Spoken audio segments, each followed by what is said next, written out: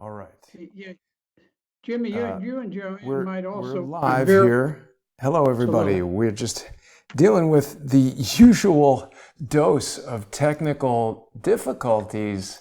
We are live with Unseen Libya with Jimmy and JoAnne Moriarty, and we're honored to once again be joined by retired state senator, Virginia State Senator Richard Black. Senator Black, welcome back to the program, Jimmy and JoAnne. It's great to be here. Always.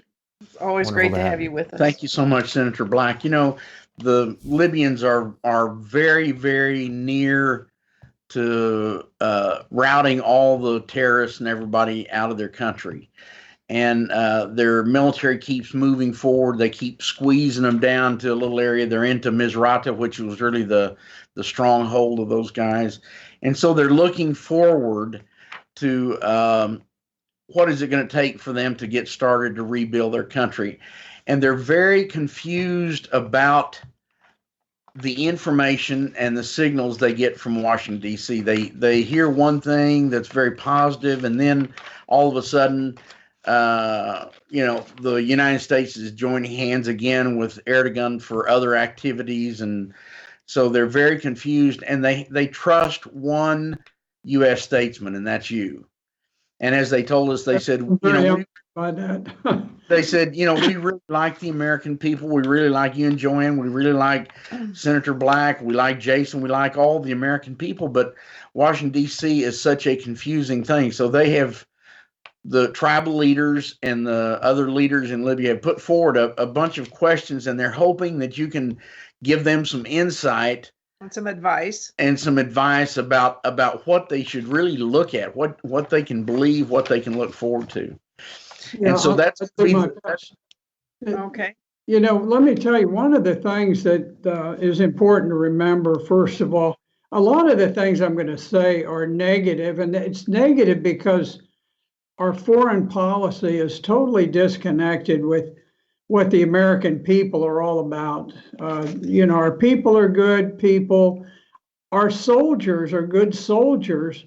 They don't mean to be doing things that are hurting people and that are promoting terrorism, but there's a real disconnect. The CIA runs its own show, and it's not a pretty picture. That's the truth. That's correct. That is the That's truth. correct. And before we get into tonight's presentation, I just want to say we've got a lot of new viewers on Crowdsource the Truth. And for people who perhaps haven't seen Jimmy and JoAnne before, Jimmy and JoAnne are a married couple who started an oil services business that took them to Libya from 2007 through 2011, where they became firsthand witnesses to the atrocities of the U.S.-led NATO coalition invasion that has all but destroyed that country. And for people who are seeing them for the first time tonight, you can learn more about them by going to their website, LibyanWarTheTruth.com. You can purchase their DVD there. It's a $15 disc that is going to give you all the details about their harrowing escape from certain death in the hands of Al-Qaeda. We've heard that Jimmy and JoAnne are the only known individuals to survive capture by Al-Qaeda, and this has been confirmed. They've got according to Defense Intelligence Agency Director Michael Flynn, they have been the best source of human intelligence in Libya that the United States has ever had. And Senator Black, of course, is the retired state senator from Virginia, the U.S. military veteran, the lawyer, the statesman who has been to Syria to personally meet with Bashar Assad. We're honored to have such an accomplished statesman with us tonight. And Jimmy and JoAnne are in receipt of a list of questions that have been presented by the elders of the tribes of Libya who have these questions for the senator, and I'm just really pleased that you can all be with us tonight to ask and answer the questions. Thank you, Jason. That was great. Okay, I think we'll start, Senator Black, and the first topic for discussion or question that was sent to us, it says in 2011, the NATO invasion resulted in the vast extent of destruction of human rights in Libya still today, and the continuing destruction displacement, looting of Libyan funds, and internal war. The NATO invasion, which originally destroyed Libya, was done under the pretext of protecting human rights. And they would kind of like to understand how that, it's such a hypocrisy now. Well, I think it's important to remember that in 2001, right after the 9/11 attacks on the Twin Towers and the Pentagon, there was a determination made, and the Secretary of Defense ordered that we plan to overthrow 7 countries in the next 5 years. Now, we didn't do it in 5 years, but we're doing it, and we're doing it one at a time. This is the war against the Middle East. It's each of these countries is a battle within this great war. So the U.S. it took down Libya, it's attacked Syria, Iraq, of course. We fought for almost 30 years in Iraq.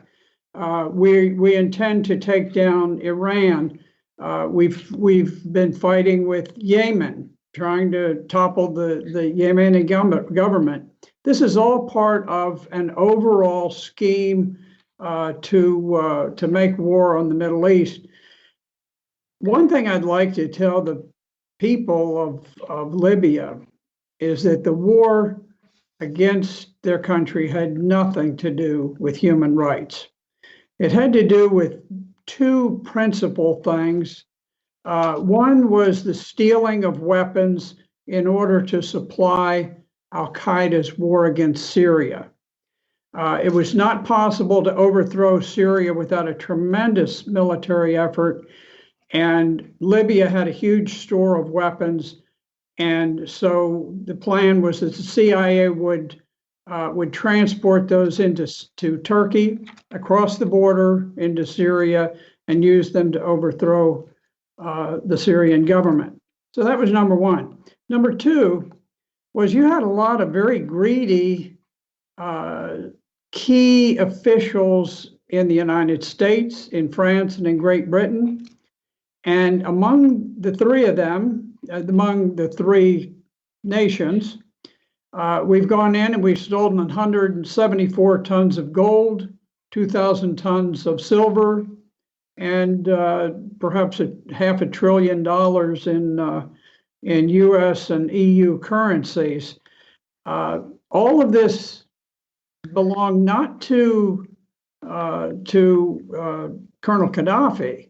It belonged to the people of Libya, and it was stolen, it was looted, and this was done very deliberately by these key officials in the NATO governments. I'll add to that, we were very nervous. The U.S. was very nervous about the fact that Muammar Gaddafi had proposed to have a gold-based dinar currency. It's a huge threat to the French that they might lose control, and it was a threat to the U.S. that if you had a solid gold-based currency, it might start to compare very favorably with the U.S. dollar, and that was a problem. So these were several things, but none of those things had to do with human rights. Human rights was just the pretext that we used to go in and overthrow the country. Thank you, Senator. The next question that they've asked, Senator, is since 2011, migrants coming through Libya arrived to a human trafficking scene and selling them to death boats. And why is that being allowed? Why did it happen? Well, I think you've got to realize the EU has no intention of stopping illegal immigration. There's a lot of pushback, and sometimes they can't do quite what they want.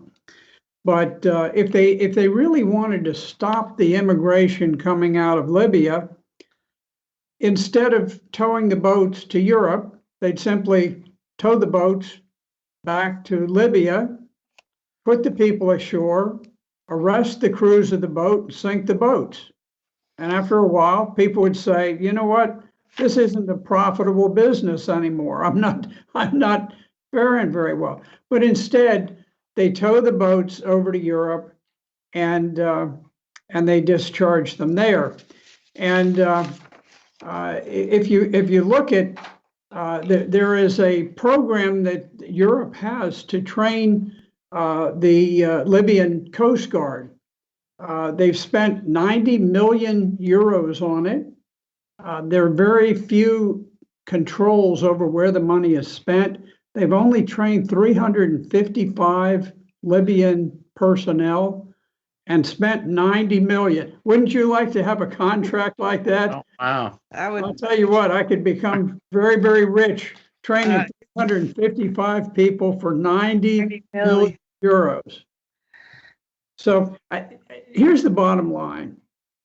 The world, we think in terms of kings and presidents and things like that, but there are a group of global oligarchs. They get together in Davos, Switzerland, and different places, and they coordinate their efforts and their thoughts. You've got major bankers out of organizations like BlackRock. These people, I think, ultimately intend to break up the cohesion of all nations. So there's certain things that bind people together. There's race, there's religion, there's language, and there's culture. And I think what they intend to do is to shatter that cohesion in every country, ultimately. It doesn't matter where it is or which culture. They want to break them all up to where all you have in each nation is a bunch of squabbling groups of people, to where no one group can really organize and say, you know what, we're taking charge of our destiny. And I think this is a very deliberate process of trying to crack the cohesion of every nation and just sort of have them dominated by these global oligarchs. And then you'll truly have just the rich and just the poor, and the poor are going to be totally helpless to organize against it. That's like created chaos, isn't it, Senator? It is, and they have gone a long ways. This idea of multiculturalism sounds very nice. I mean, we all like to be welcoming to people, but it's done with a vengeance, and it's really done with a purpose. The purpose is not just to be kind and generous and hospitable.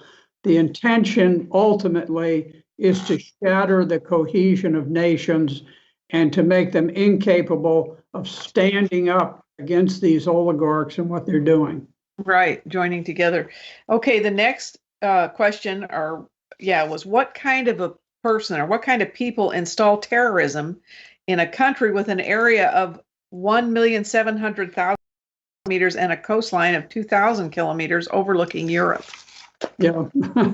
Same guys he's talking about. Yeah. First of all, the U.S. ran the biggest terrorist army in modern history in Afghanistan. This is when the Soviet Union had moved in there, and the CIA went in there to defeat them. And they said, well, the American people really don't want to fight a war in Afghanistan, so we will raise up this army of mujahideen. And they did. The CIA supplied them. The most radical Saudi Arabian imams taught them Wahhabism, which is a very extreme form of Islam, and taught them to hate and kill anyone who was not a Wahhabi Muslim. And in the end, the CIA had 300,000 armed terrorists under their command in Afghanistan. And it's funny because we're always saying, this one's, to fault for terrorism. This one's promoting terrorism. The fact is, we promoted the biggest terrorist army in modern history. And when we finished, we did defeat the Soviet Union. And the Soviet Union retreated from Afghanistan. It was very painful and led to the breakup of the Soviet Union. When it did, the CIA was stunned by their own success and they celebrated. And it became part of the CIA mentality that they had learned to fight wars by using hired murderers. And they continued. The American people does not have the slightest idea of how many terrorist groups the US supports today. But for example, the CIA tried to overthrow the legitimate Syrian government of Bashar al-Assad by using the weapons that they looted from Libya. They flew them into Turkey, and then they came across the border into Syria. And we even know the name of the program that they used. The CIA is not as competent as you might think. Was that Timber Sycamores, Senator? Yes, it was top secret program, Timber Sycamore. And the Defense Intelligence Agency did an investigation, and they determined that under Timber Sycamore, we were indiscriminately supplying ISIS, Al-Qaeda, and every other terror group that was being armed with weapons that were stolen from Libya. So that's sort of a long answer to the question, how can we be injecting terrorists into Libya? We've done it before, and it really is a national foreign policy run by the Central Intelligence Agency. Senator, they ask, why did the United Nations rush to destroy a member state and today does nothing to build or restore stability? It only manages the conflict and the parties to the conflict to extend the life of the crisis. Chaos. Yes. Well, first of all, the United Nations is not independent of the United States. We provide a lot of funding. The UN is run out of New York City in the United States, and we have enormous influence over what they do. The U.S. has no intention of stabilizing Libya, Iraq, Syria, Afghanistan. We're quite happy with them being weak by being unstable. They're just part of this never-ending war against the Middle East.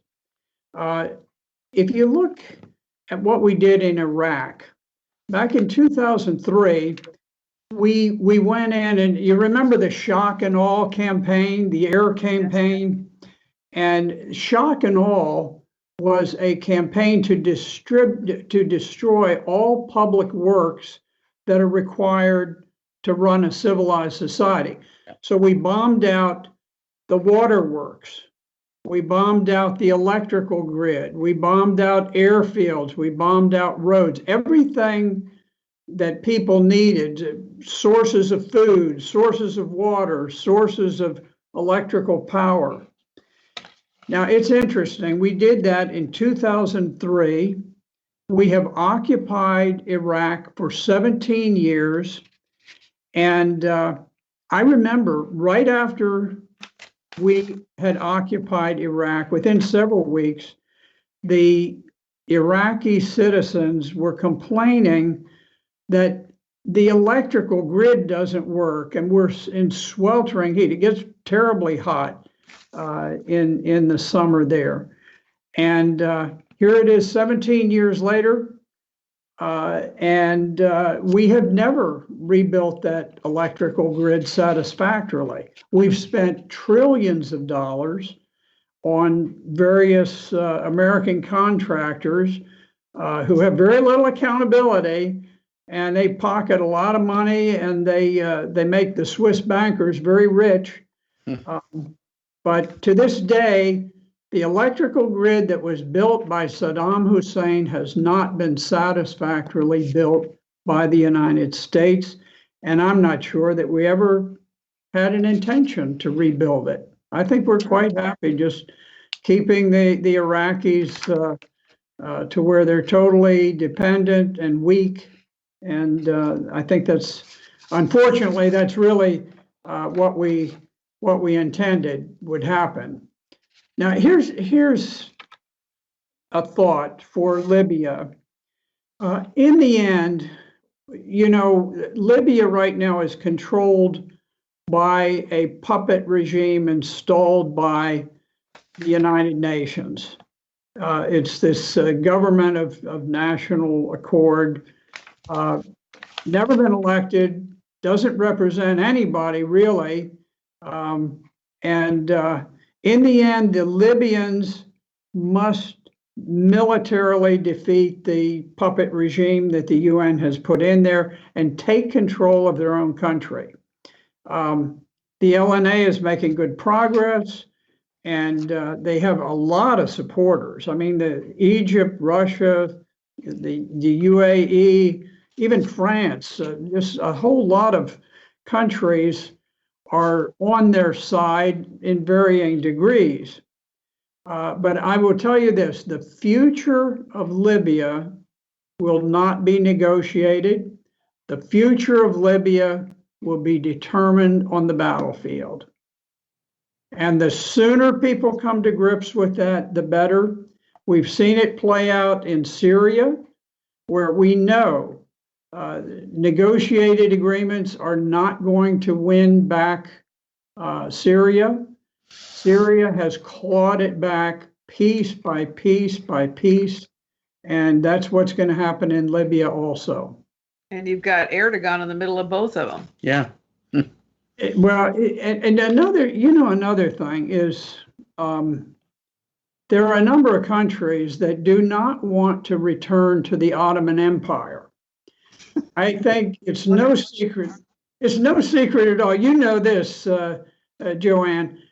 President Erdogan is almost an absolute dictator. Not quite, but he is a dictator in Turkey, and he has this vision, this grand vision that he's going to be the head of the new Ottoman Empire. He built this 1,000-room palace, the presidential palace. You could probably stick the White House in it 20 times over.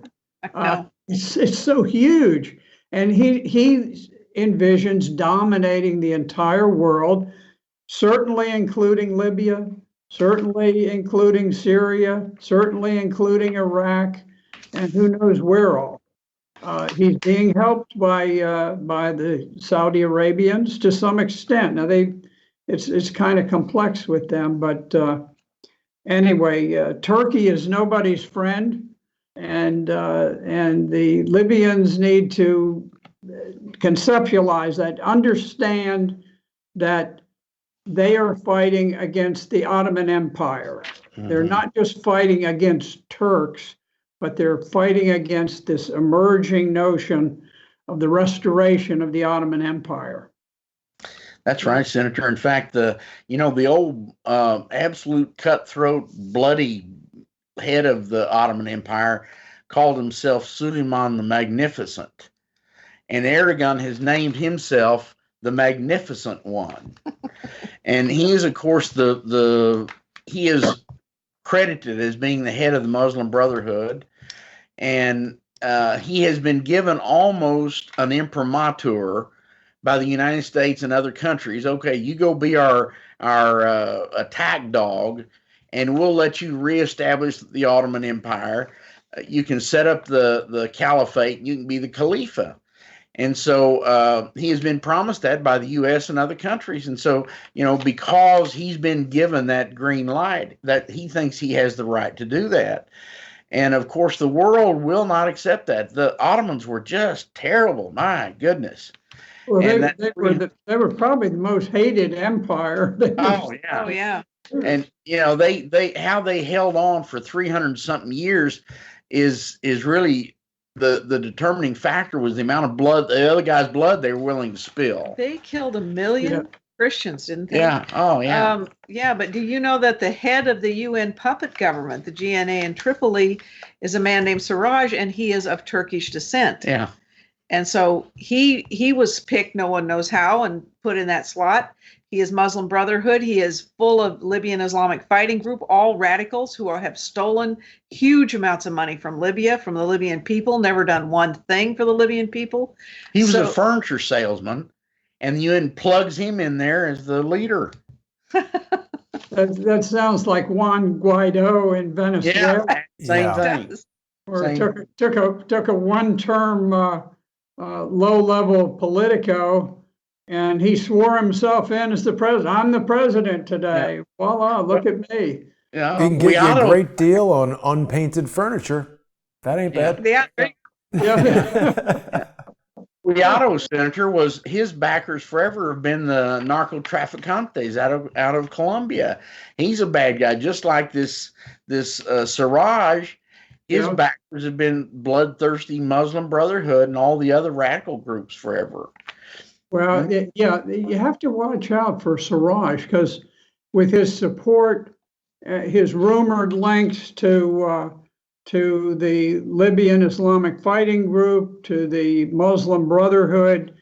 The Muslim Brotherhood is strongly promoted by Turkey, by the emerging Ottoman Turkish Empire. And, it's interesting. They always refer to President Bashar al-Assad of Syria as a dictator.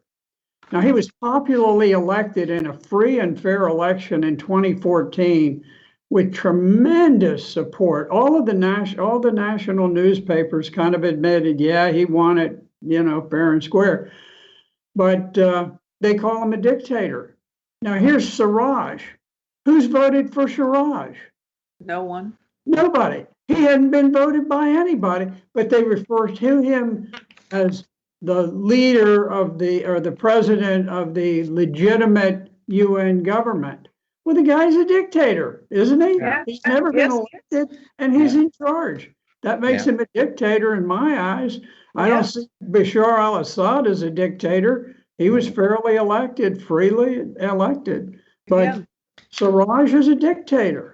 Yeah, and he sent $6 billion to Turkey to help them boost up their currency of Libyan money. The Libyan people need water, they need food, they need electricity, all this stuff, medicine. The hospitals have gone away. It's a mess over there. Think of what they could do if they went about thinking in terms of the national backbone. You start off with an electrical grid that powers up the country. You install a water system city by city, and you extend it out as far as you can. You do all of these things, you get back your educational system, and you get back your hospitals and things like that. There's a lot of things that you need to spend money on, but it can't be just sort of frittered away with corrupt government like the GNA. Yeah, the tribes shut off the oil because of that. They said, we're not going to fund Siraj to pay for mercenaries from Turkey to kill our children.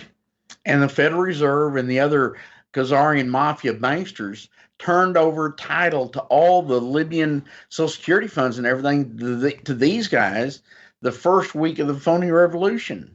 Libya did not have a Rothschild Rockefeller central bank before that. 1 week into the phony uprising, bam, there's a Rothschild central bank in Libya, and they turn over the signature control over $500 billion about to these criminals. So it was a takedown of that country, and it continues. Just real quickly, sorry to interrupt, Senator, but while we're on the Federal Reserve, I just saw a clip from Glenn Beck earlier, and we've spoken quite a bit, Jimmy and JoAnne, about Glenn Beck and his operation, but Beck was saying that the Federal Reserve is now the largest landowner in the world, I presume because they've taken over these mortgages, or what do we know about that, and what are the implications of that? Well, that backs into who really owns the Federal Reserve. That's Rothschild Rockefeller Medici bunch.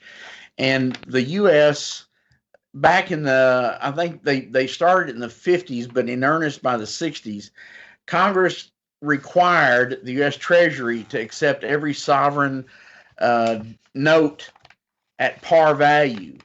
So they would bring in a note from Biafra or wherever, and they would lodge that on the books of the U.S. Treasury, and then the U.S. Treasury would overwrite their AAA rated instrument, which would then go into the marketplace, and that's how these derivatives got started. So the U.S. Treasury was required to guarantee all these non-paying third world debts. Years ago, all the top banks in the United States had guaranteed non-paying third world debt 100 times their paid-in capital. And this was a forced deal by Congress, and the Federal Reserve wrote regs about how to keep it off balance sheet and all this stuff. So the U.S. Treasury ended up with collateral in all these countries all over the world. And of course, when the notes were called due by the Fed, the Treasury was taken over by the Fed just a few weeks ago, and all the assets of the Treasury and everything were then acquired by the Federal Reserve, and the owners of the Federal Reserve are BlackRock. Isn't that huge news that we've heard barely anything about? Yeah. Well, it's the largest bank in the world. They call it the shadow bank. It's in Europe and other places. It's known as the bank that owns the world. And BlackRock, the only paperwork I've seen that mentions any amount of asset worth was $7.5 trillion. Their real net worth is probably 100 times that. But the BlackRock is the bank that is owned by the Khazarian Mafia, Rothschild, Rockefeller, Medici bunch.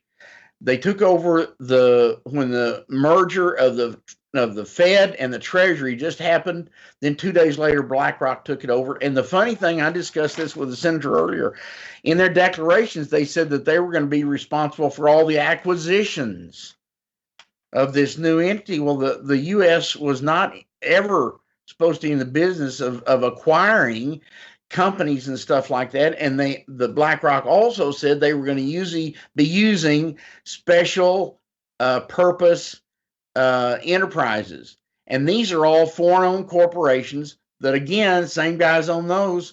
So all of these special purpose enterprises, all these foreign corporations, each one was tasked with acquiring or holding the assets in all these 140 countries that BlackRock now, and that was their own words, they were going to take control over the assets of all these 140 countries. And if you want to know who those guys are, those 140 countries were the ones that locked down and shut everything down at the snap of a finger over this coronavirus deal. So, the bad guys, who they are, they're really identifying themselves. And, it has to do with Libya because they really went after Libya because of the gold-backed dinar. They couldn't have a legitimate currency because then their toilet paper currency that had nothing behind it would be shut down. So, Senator, I'd like to bring up that's pretty much most of the questions. The last statement they made was, we see the government as a legitimate cover for illegal militias led by criminals with criminal and terrorist precedents. And they're talking about the Siraj GNA government. When Libya finishes cleansing their country of this, they're going to want to go to an election.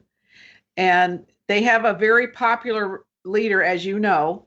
Dr. Saif al-Islam is a very popular man, Gaddafi. He's Gaddafi's second son. He's very popular, and he has a problem. He doesn't have a problem. The ICC has a problem, and they have asked your advice on what you think or how they should handle this. Well, I think the first thing that all of Libya needs to understand is that the ICC is an illegitimate court. The United States has very vociferously said that we do not respect the ICC court. It's a sham. It's a kangaroo court. It doesn't amount to anything. It is interesting watching what is going on with Saif Gaddafi, Saif al-Islam Gaddafi. He has intervened to secure the release of Hannibal Gaddafi, who was kidnapped in Syria and is being held on charges that relate back to when he was 2 years old and walking around in diapers. And through SAFE and with the respect that he is given by other nations, the government in Moscow has approached Libya or approached Lebanon and said, look, we would like you to release Hannibal Gaddafi, and we will take him into Russia. We'll give him citizenship eventually. And so it's interesting to see the influence and the power that Saif Gaddafi is able to exert, even while he is sort of moving about, and no one quite knows his location, but he is there with Syria, or with Libya. He is there with the Libyan people. He understands what needs to be done to modernize the country of Libya. And I think for Libyans, it's important for them to simply begin to psychologically break away from this international criminal court. Interestingly, I was involved in setting it up.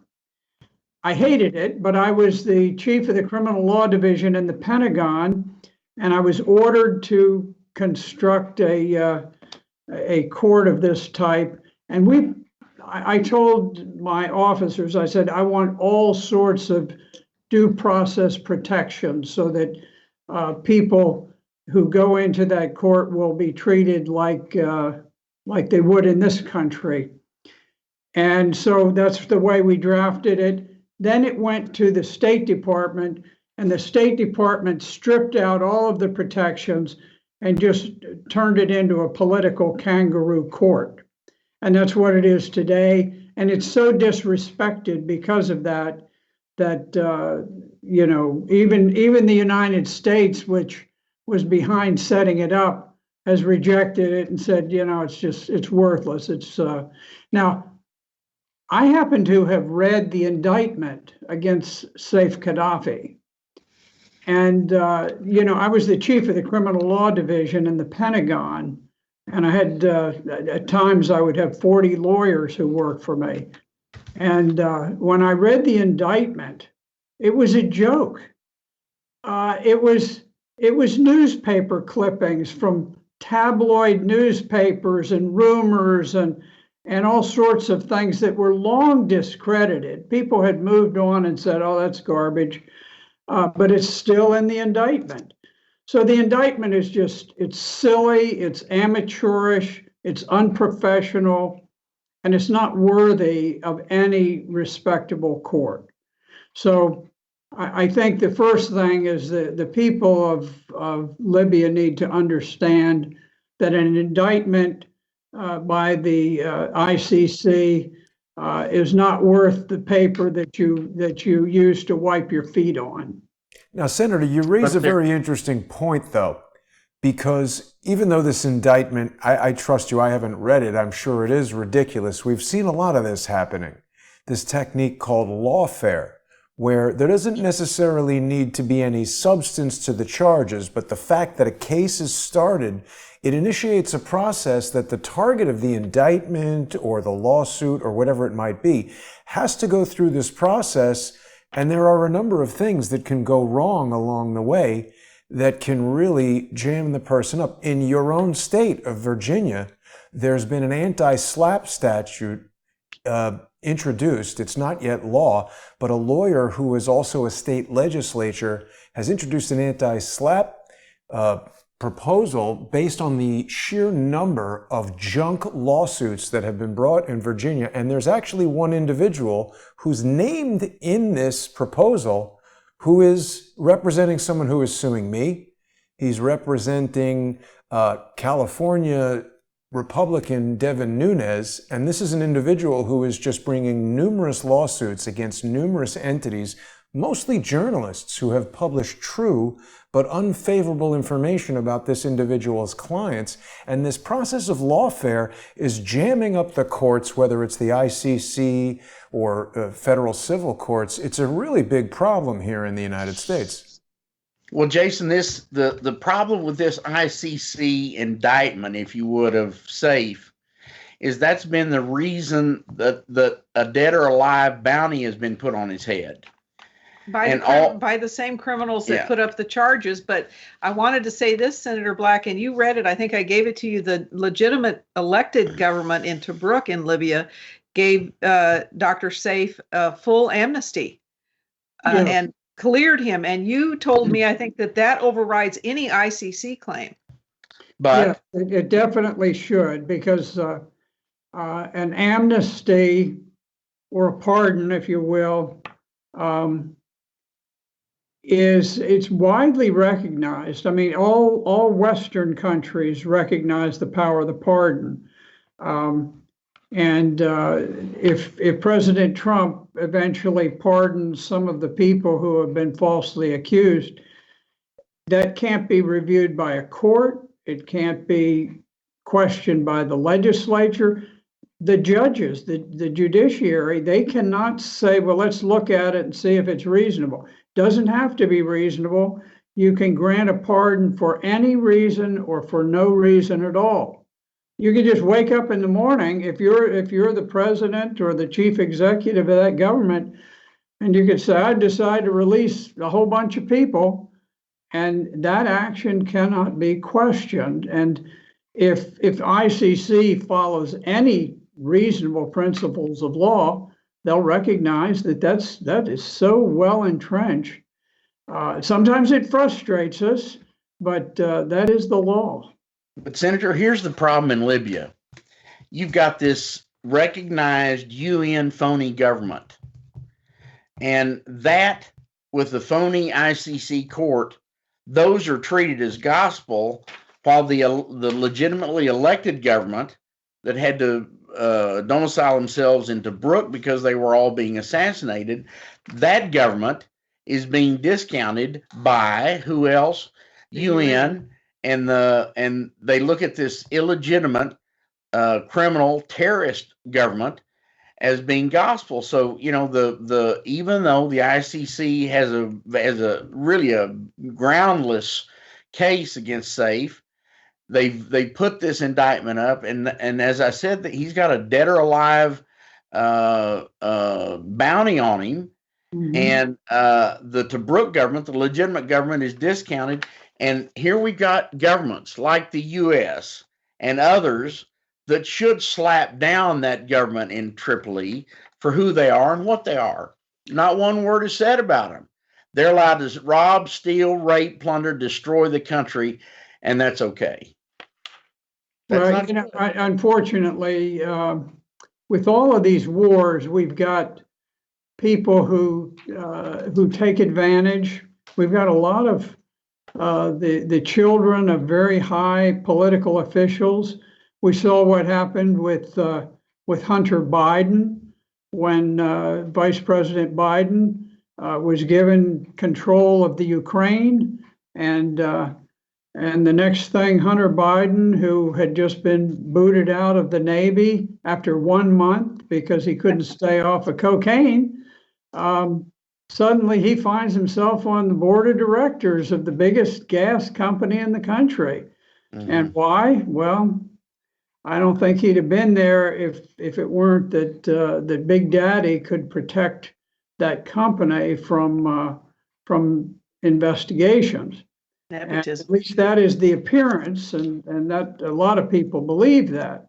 So, and I don't think that's an isolated case. I think we have a lot of these situations where well-connected politicians and their children enrich themselves enormously. The volume of contracts that are let in these war zones are just phenomenal. And the Swiss the Swiss mountains are almost about to burst from all of the money that's squirreled away in those mountains in the Swiss banks. But I think it comes down to, the Libyan people have to recover power over their government, and they have to do it through military force. Once you have the control of the government, respect tends to follow it. And I think it's one step at a time. First, restore control, shut off access to those airfields once and for all. Shut down the major port facilities. Continue cutting off the last of the oil. They've done a tremendous job of cutting the oil. I don't know whether it's 90% cut, which is outstanding. But as they gradually choke off the logistical support for the GNA, sooner or later, I think they're going to get the best of them. And probably the fewer of them that are able to leave the country, the better off Libya will be. Senator, I have a few questions from ranking or from some citizens in Libya. They're all of very high standing. The first one is from Dr. Ali Al-Fari. He's a PhD at what used to be called Al-Fatah University. And he said Libya's only opportunity for recovery and rebuilding of all the destruction of the UN invasion is dependent on our oil and gas production and sales. Libyan oil is one of the highest grade oils in the world and earns the highest price. But the U.S. theft of the Syrian oil fields and now all of Venezuela's by proxy actions makes our country's rebuild at risk. Yes. So his question is, why is the U.S. so desperate to control all the oil and gas production in the world? Well, in earlier times, a naval blockade was an act of war. So nations were very reluctant to impose naval blockades. But the U.S. has skirted this international legal structure by blockading nations' financial systems. And if you watch, many U.S. wars are against major oil producers. We either make war or take hostile actions towards Libya, Iraq, Iran, Venezuela, huge oil producers. And so what happens is, if you focus just on Saudi Arabia, the U.S. has organized to where they and the Saudi Arabians have set up this petrodollar arrangement. And the Saudi Arabians have agreed that they will only transact their oil sales in US dollars. And because of that, they have been able to make the petrodollar the reserve dollar of the world. And countries are sort of forced into that. So as a consequence, the U.S. has set up this SWIFT transaction system where international banking transfers for a sale from one country to the other have to go through the SWIFT system. And the SWIFT system, which is just a transaction system to allow countries to move money from one place to the other, is heavily spied on by the National Security Agency. And the NSA is able to track all financial transactions that take place under the SWIFT system. Because of that, the U.S. is able to intercept and freeze the assets of any country as it moves through the system. And additionally, they're able to deny access to the SWIFT system and to block access to the global financial system. So they make trade very, very difficult, almost impossible for countries like Iran, or Venezuela, which are target companies. They're target countries. And the U.S. intends to bring down those governments and to do it by using this petrodollar SWIFT system. And so it is very important to the U.S. to dominate and suppress the production of oil so that Saudi Arabia still has a major play in the oil production, and that drives the SWIFT system and gives us control over the international banking system.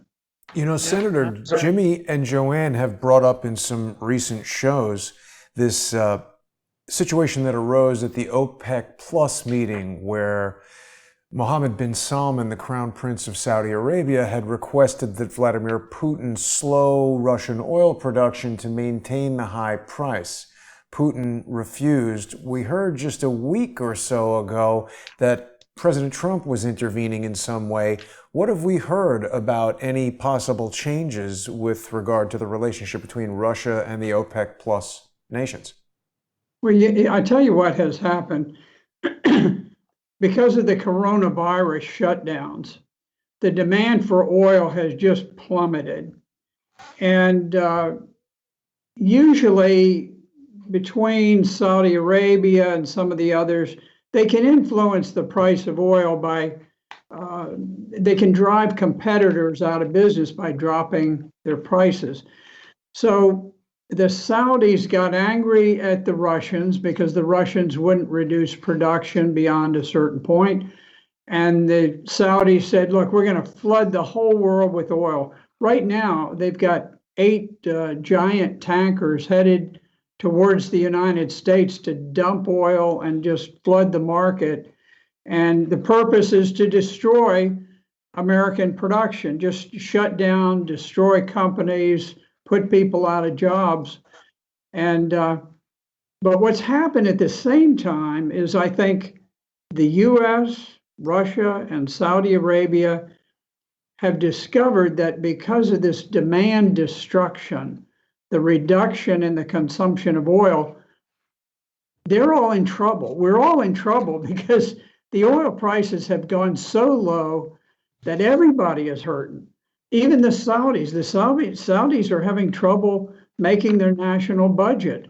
The Russians, they're hurting from it, and the United States is really hurting.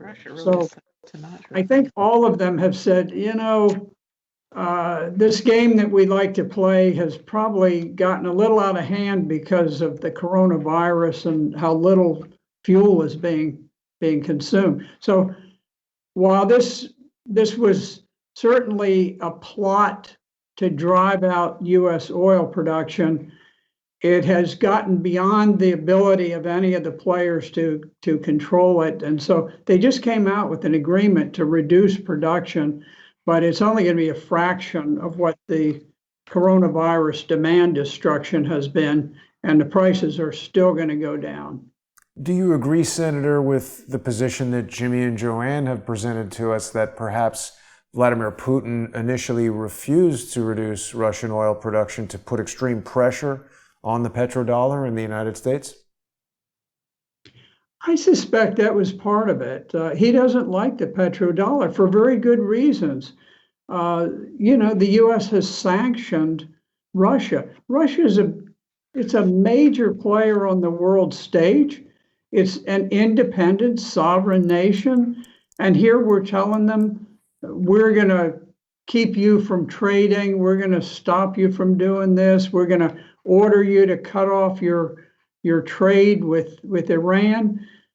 This is unprecedented. I mean, we've become sort of like the bully of the world, telling everybody what they can do, what they can't do. You know, I think we were hearing ourselves from some Russian journalists that we know that Putin spoke to Trump, and Trump asked him to consider reducing his oil production. And he said, I'm sure there were some things he wanted. I mean, why would you work with someone who continually attacks you and sanctions you, then calls you for a favor? And I think Putin said, well, here's our terms, and we'll just sit back and see if the United States does what they agreed to, because usually the United States doesn't do what they agreed to. He told Trump that the United States needed to remove sanctions from all the countries all over the world because the virus shutdown is damaging all these economies, and the further sanctions by the United States are another devastating hit on top of that. Crimes against humanity. So remove all the sanctions, let the markets get back to some kind of normalcy, and a couple other conditions. And Putin said, now then, if Trump and the United States is really willing to throw a few mea culpas out there, then we'll see how they act. But Putin wasn't agreeing to do anything until the United States did something that was legitimate. Yeah, sure. You know, if Americans knew how cruel these sanctions were, how many children starve to death, how many elderly people freeze to death in the winter, how many people are denied cancer medication because of the SWIFT system and how we've blocked international transactions, they would be appalled. You remember back several years ago when there was a big wave of immigration into Europe from Turkey, and there was one boy who drowned and his body was washed up on shore. And the whole world went crazy over one boy who fell off a raft. If they could see the thousands and thousands of people who are dying all the time because of these sanctions, people would cry over it. It's shameful, it's tragic, it's brutal.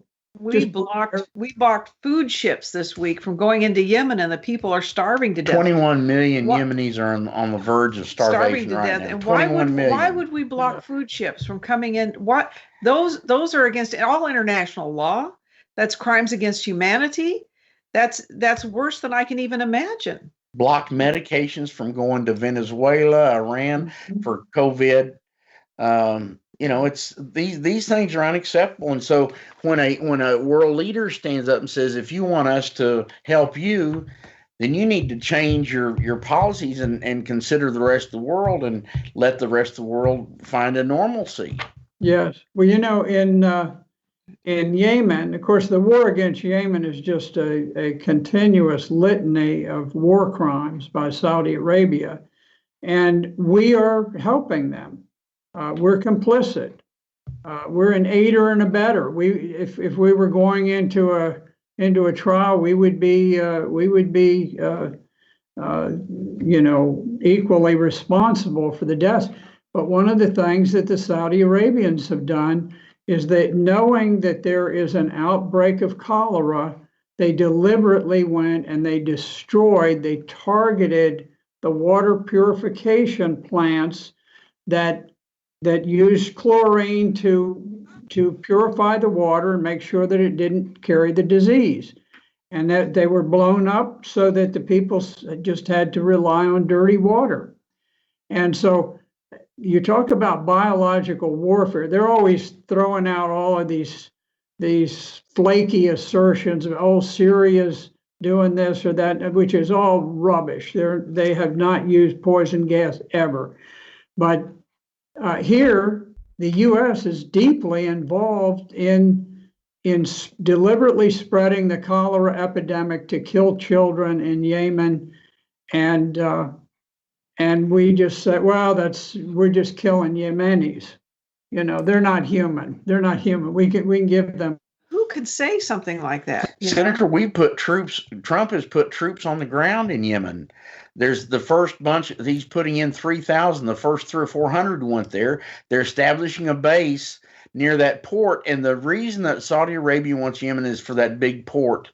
And so the U.S. has set up a permanent military base there. The first load in was 300 or 400 of 3,000 troops that we're going to have on the ground in Yemen. Crazy. It's part of the deal that surrounds the petrodollar is that, the deal is you do the petrodollar and you don't accept payment for oil in anything except dollars. And in exchange, we will support you in the most vile, satanic acts you can take. You can slaughter Christians, you can behead them in public, you can make a war against Christianity in its cradle of the Middle East. We're fine with that. Do anything you want. War crimes with biological agents, no problem. But just keep transacting your oil in U.S. dollars, and you're good to go. Now, let's stay on this for just a moment, Senator, because you've raised an important point about this biological warfare and cholera. That is an interesting angle, because when we think about biological warfare, we're thinking about, aerosolized anthrax and all of these complicated, technologically driven types of chemical assaults. But just conventional bombs destroying the water purification in such an underdeveloped country like Yemen and spreading cholera. It reminds me of a conversation I just had over the weekend with a journalist who was telling us all about the activities of Dr. Tedros Adhanom, the Director General of the World Health Organization. Many people have speculated that this COVID-19 outbreak could itself be biological warfare against the United States and various allies in Europe and around the world.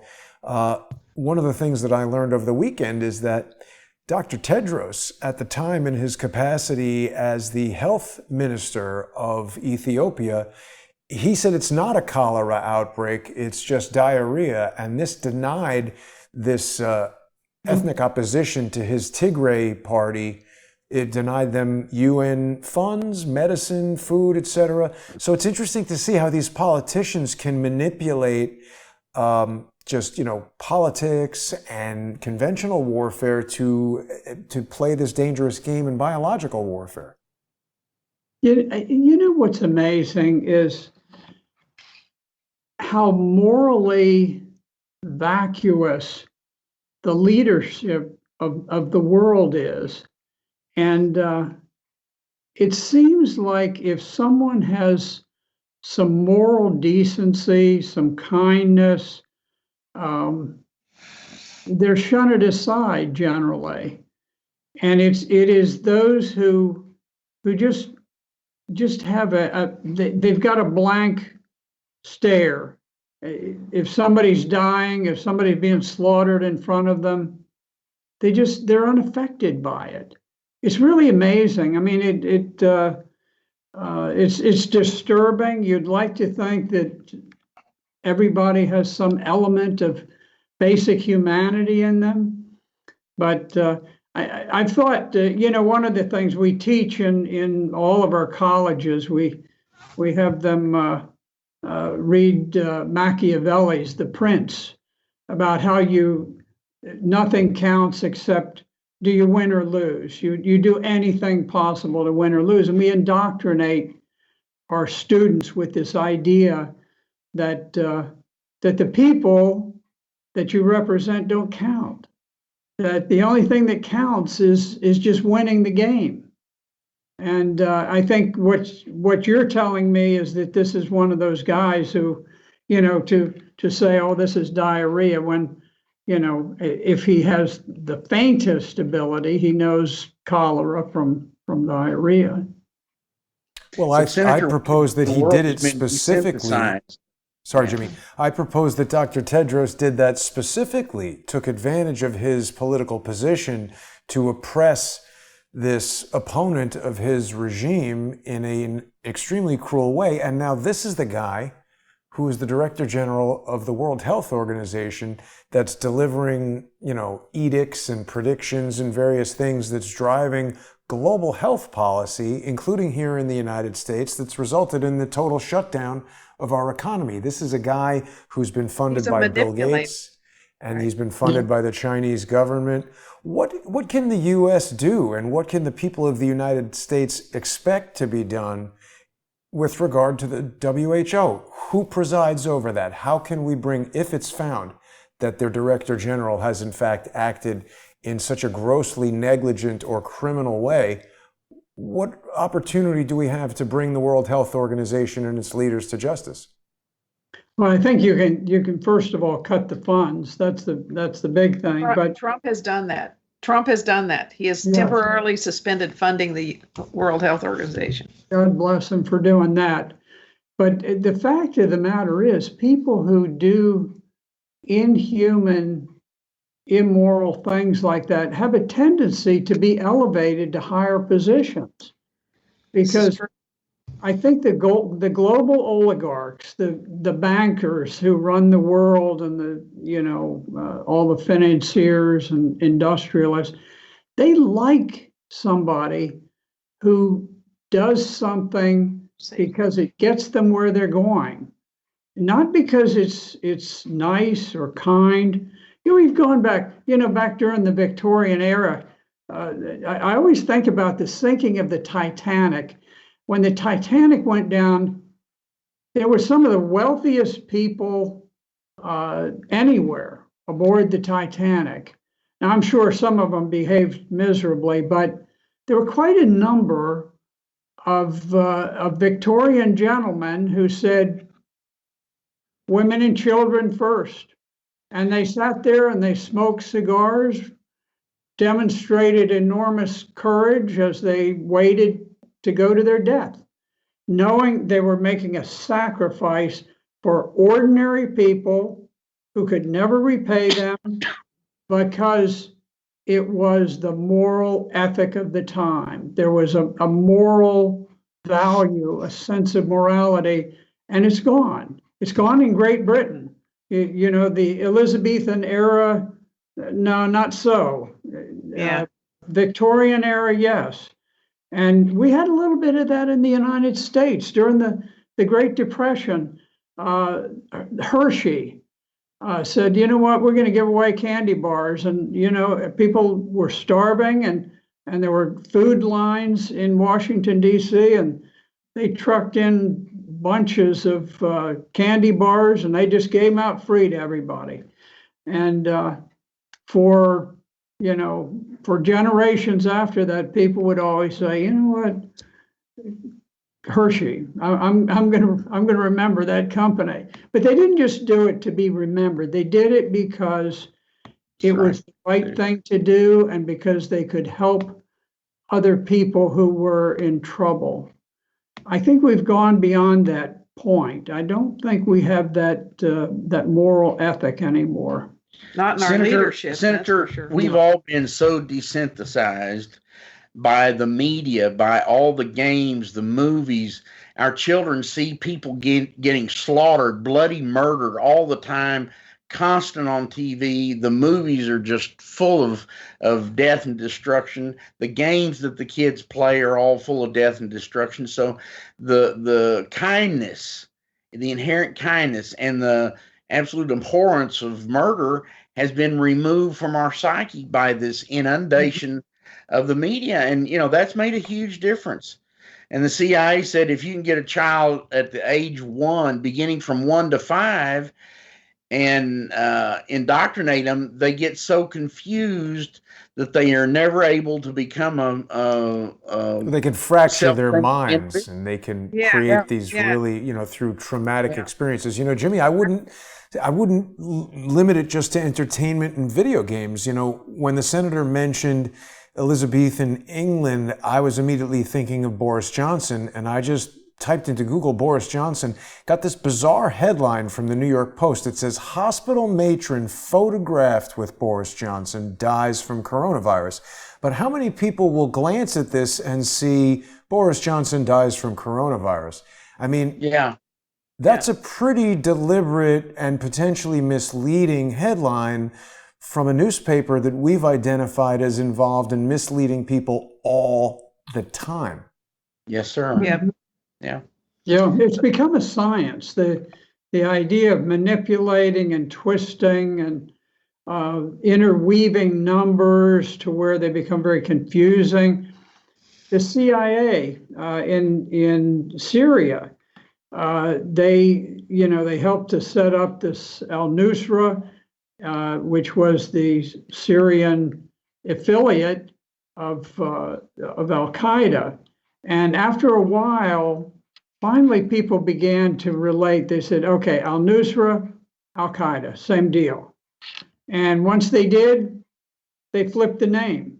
They flipped the name about 4 times. Maybe it's 5 times. I'm not sure, but each time they're more ingenious and they make it more confusing to where eventually people just give up. They just say, here's this fantastic swirl Yeah.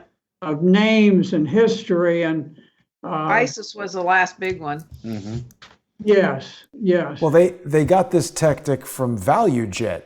After they crashed in the Everglades, they just changed the name of the airline, and nobody remembered that, Air Tran was the guys who crashed due to irresponsible handling of cargo.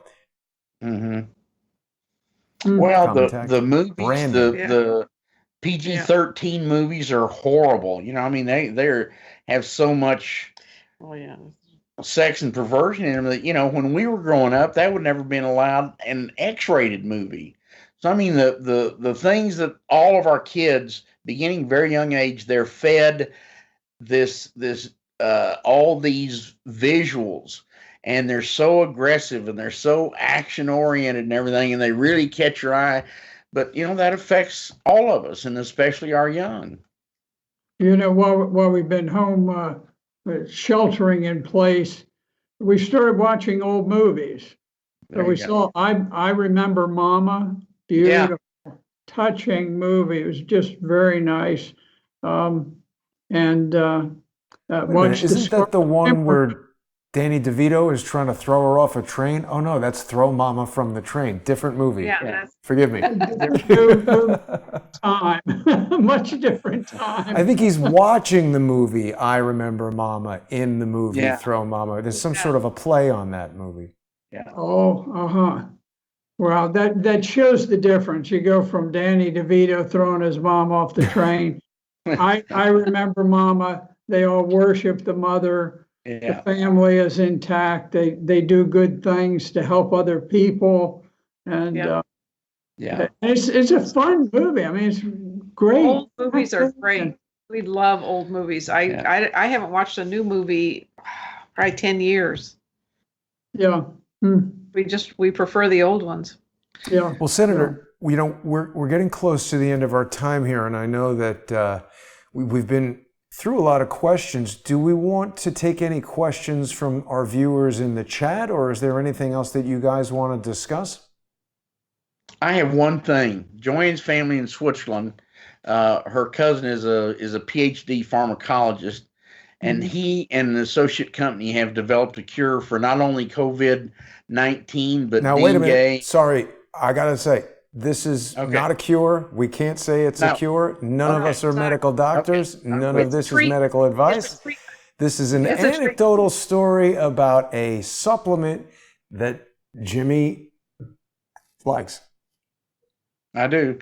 And they've had great success with it, and they've developed this in the period of about 3 or 4 weeks. Done a lot of testing and stuff. Done a lot of testing, and it's a fabulous deal. It's all natural, but I will post the PDF papers on my Patreon site. They can take a look at it. People can look at it. Yeah. Okay. Well, I'm not an expert on vitamins or all of this stuff. I just hope that we get our businesses back operating. There you go. And because otherwise, it is better to have people die from coronavirus than to die from revolutions and wars. And if we don't watch out, I found out today that they're rationing rice. And also some of the big Where is that happening, Senator? It was down in Virginia Beach. Ooh. Yeah. And in fact, local stores here are starting to ration and say, you can only buy so many cans at a time. The food distribution system is starting to erode. Yes. Some of the great meat packing companies have shut down because of coronavirus. Mm-hmm. And so I saw yesterday I saw a video where they were throwing hundreds of gallons of milk down the drain and thousands and thousands of eggs because their supply was going to restaurants. And these farmers have nothing to do with their eggs and milk. Wow. So all they can do is throw them away. Well, and you know what happens is farmers are on a very narrow margin. Yes, It's they one are. of the diciest things. I had a friend who was from North Dakota, no, Montana, and they've got a lot of very poor farmers and poor farms out there.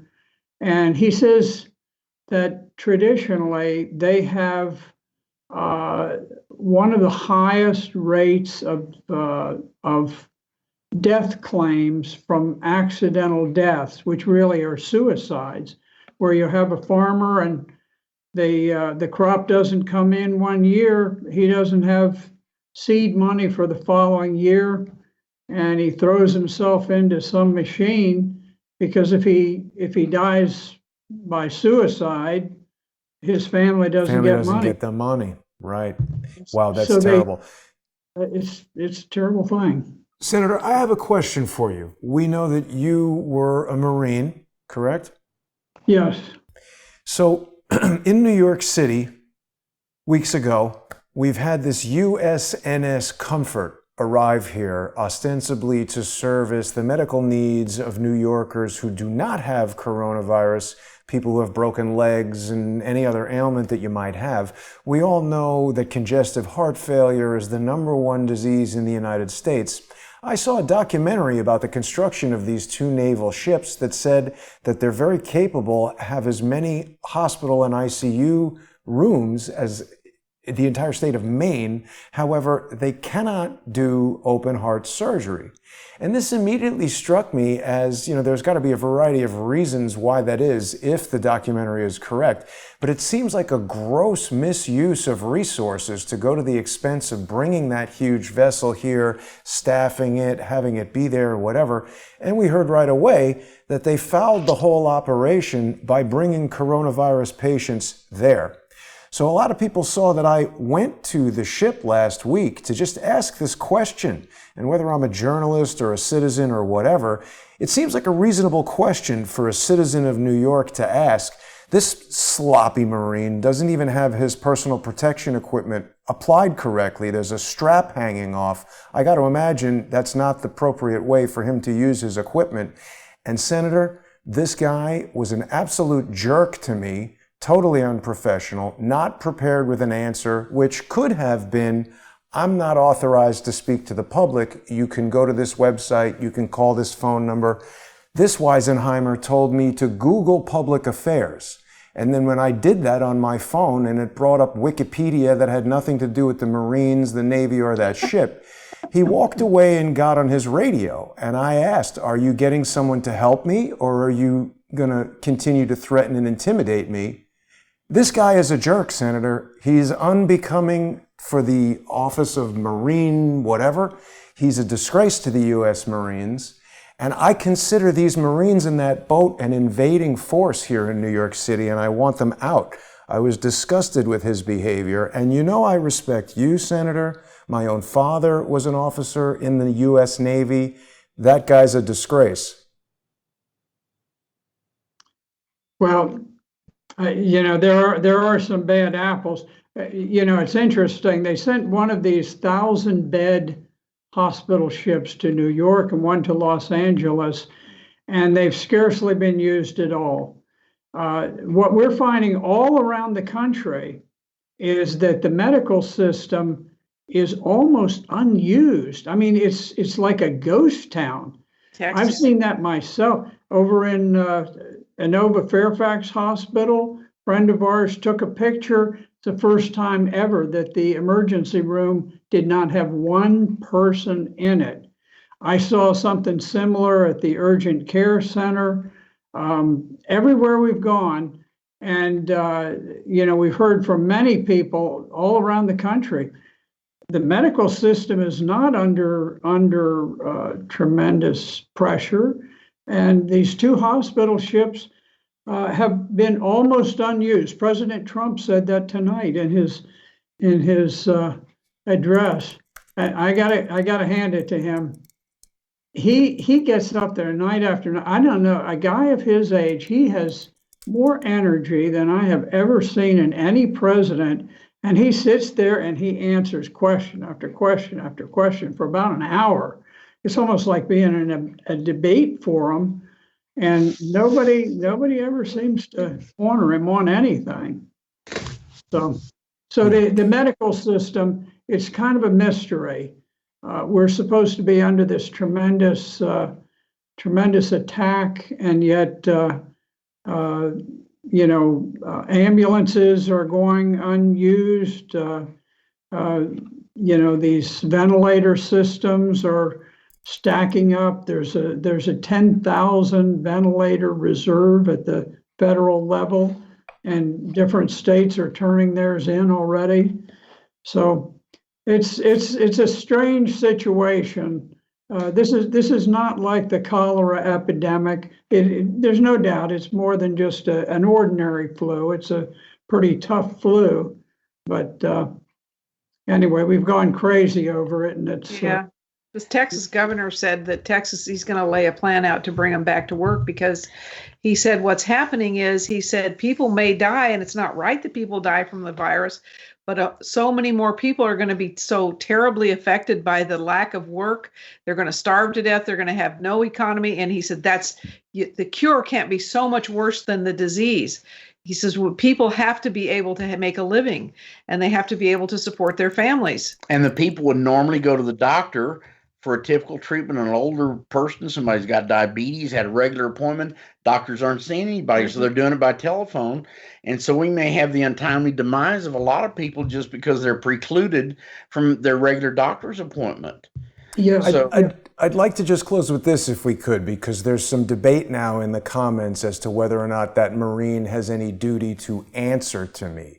I certainly don't think that I have a higher rank than he does, but as a citizen of the United States, as someone who this Marine has taken an oath to defend the Constitution, that kid works for me. And for him to have the attitude that he did is a disgrace to the U.S. Marines. It's a disgrace to the oath that he took. Frankly, Senator, it's a disgrace to the sacrifices that you have made. And I think that somebody should make sure that that guy is disciplined and knows who he is supposed to be protecting. He would have more quickly called the cops, beaten me up, gotten me arrested, than try to actually do legitimate service to the people in the Constitution of the United States, who he's supposed to be in my city protecting. So I don't know who's making that comment over here. Senator, go ahead. I was married to a Marine for 13 years, and I know they were required. He was a Marine officer. They were required to have respect for everybody. It was a requirement. I mean, anything they did, if they went out into the public and misbehaved, they were disciplined. Well, all that I'll say is that I think you'll find that most Marines they are very courteous. They are respectful, and I think you probably have run into one bad egg, and there's always a bad egg, and everywhere you go. But that's true. The Marines tend to be pretty fine troops, and they are respectful to civilians, and they do respect people who are in a position, whether they're journalists or what they are.